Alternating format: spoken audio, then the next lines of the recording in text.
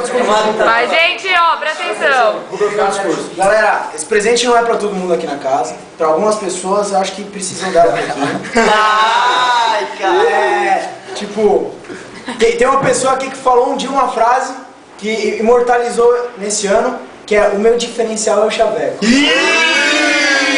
A partir desse momento, eu comecei a prestar atenção no que essa pessoa comentava, dizia.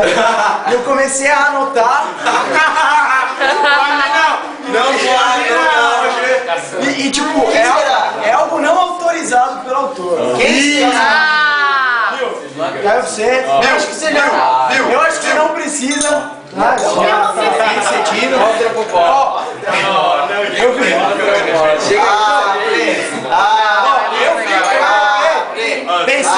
Pensando, ó, eu vou abrir. Eu fiz pensando na bola. Cara, você deixa. Bola nova.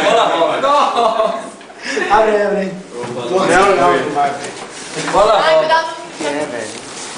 Uma expectativa. Peraí, cuidado que tem uma... Manual do chavequeiro. Olha a foto do bola! Peraí, close! Digo.